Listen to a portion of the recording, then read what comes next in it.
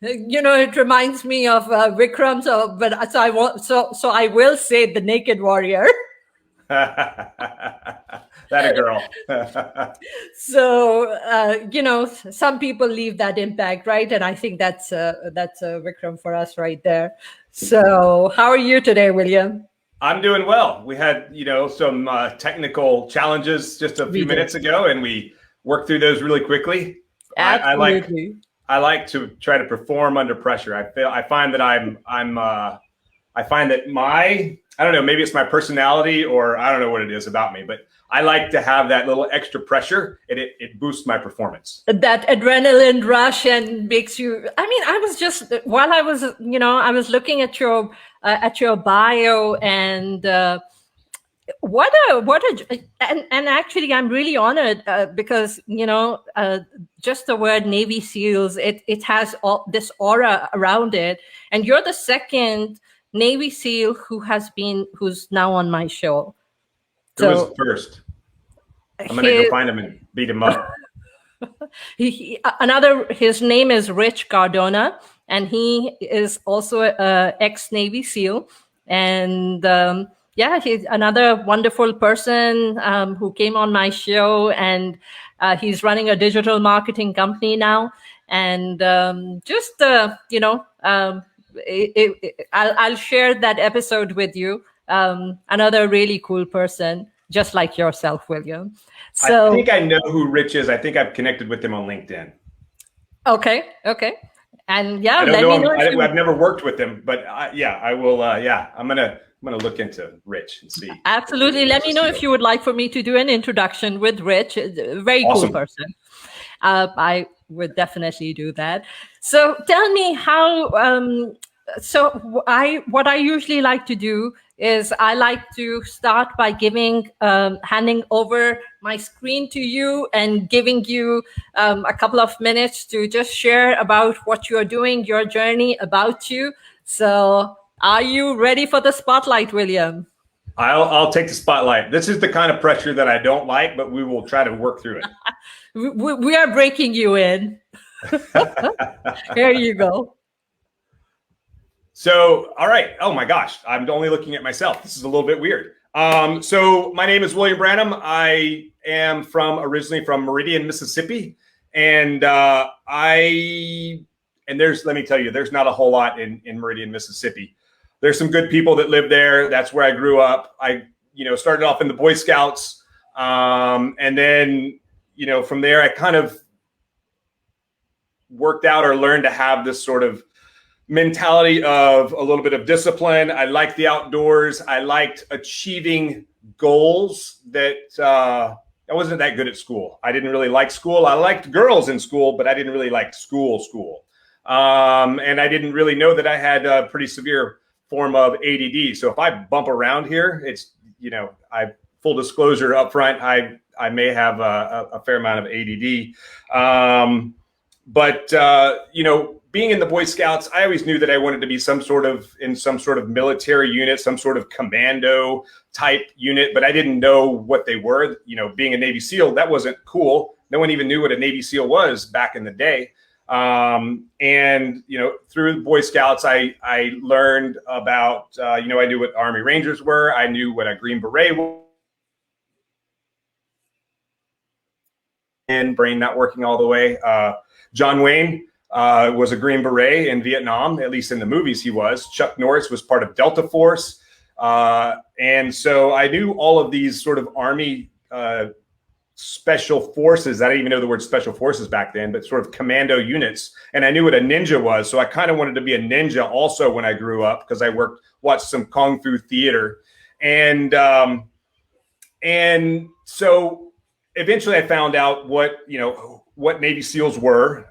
They jumped out of airplanes, they shot guns, they ran around in the woods, in the jungle, they wore camouflage, they swam, they scuba dove, they jumped out of airplanes, they did all these cool things. And I was like, that's exactly what I want to do. I want to be a Navy SEAL, because I like the water also. Rangers are cool, maybe Green Berets are cool, but Navy SEAls, do all that other stuff, but they're also in the water. So, and I didn't the missions aren't exactly the same. But so eventually I joined the Navy to become a SEAL. I made some tactical errors while in the Navy. I found myself on a ship in Yokosuka, Japan for 2 years, and it took a lot of effort, a lot of failure for me to, and when I say failure, I mean, my tactical errors is when I joined the Navy, I became what's called a gunner's mate. And a gunner's mate is a person that they work on gun systems and missile launchers on Navy ships. And that's what the Navy does. And then I took another school with the Navy to get in better shape before I went to Buds. But what I didn't know is because I took that school, I had 24 months of obligated service that I had to give back to the Navy. And then while I was on that ship in Yokosuka, Japan, I called up the guy who was going to tell me where to go next. And I said, hey, I want to be a SEAL. I'm going to put a package in to go to SEAL training. He's like, you can put a package in, but you're not going to go because you are too critical to the Navy, because the Navy, all they care about are those big floaty things out in the water. They don't care what a SEAL is. And so I had to school for a very special missile launcher. I worked on Tomahawk missiles for missile launchers for Tomahawk missiles. And so I was very specialized in the Navy, and the Navy did not want to let me go.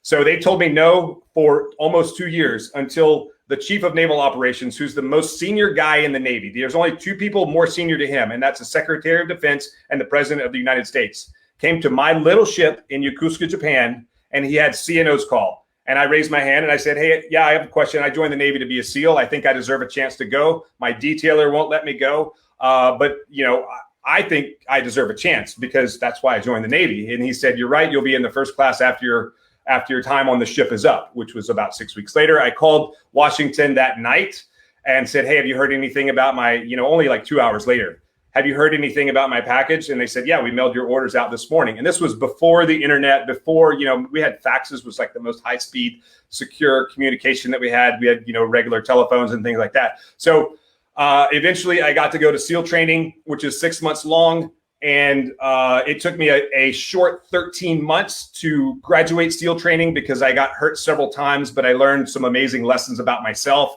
about, really getting outside your comfort zone, about pushing through pain, about, you always have a little more in the tank. It doesn't matter how tired you are, mentally, physically, emotionally, you can always push a little bit further. So I learned a lot about myself. My first SEAL team was an underwater, we call them SEAL delivery vehicles. They're mini submarine. And you put 4 guys in the back and 2 guys in the front that drive and navigate. And we, it's kind of like if you think about a smart car. You get in a smart car with, you take the seats out. There's no seats in it. And you sit on the floor and then you smash the top down to where you can't really see out the windshield, and then you paint all the windows black, and then you put all of the gear that you're going to put on, scuba gear and all of your gunfighting gear on. You have guns, you have your backpacks full of 3 days worth of equipment, radios, water, food, and warmies and hide material, and shove all that into your smart car, and then you fill it up with water, and then you fill it with ice also, because a lot of times the water is, I think the coldest for the duration that I've done is about 38 degrees for about 4.5 hours. And you put a regulator in your mouth. So you're only breathing off this little tube bubbles. And then you have a guy sitting in your lap, and then there's a guy sitting next to you in your lap, and you can't move. And then you're going, it's completely dark. You can't move, you can't communicate, you can't anything until you get wherever you're going. And then you get out, you go to cross the beach, you go do your thing, you come back.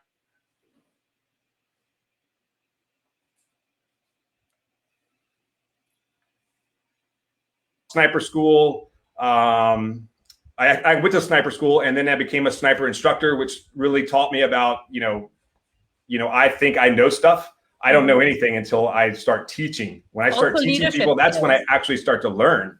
And then I went to some other SEAL teams. I did in post 9/11. I did 7 combat deployments. I worked at the headquarters in California, and then I came to Hawaii and went back to the underwater sort of missions, because they were doing some very strategic, very cool, very unsexy, but the strategic ramifications of some of the things we were doing was very cool. And again, like kind of you said in the in brief, the missions that we do for that team are approved by the President of the United States.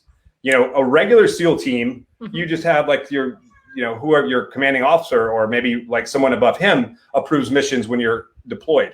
The missions that we're doing here require the president to approve. So that just shows the level of strategic mission that we were doing at that time. So, and then from there I retired and I started a consulting company that wasn't awesome.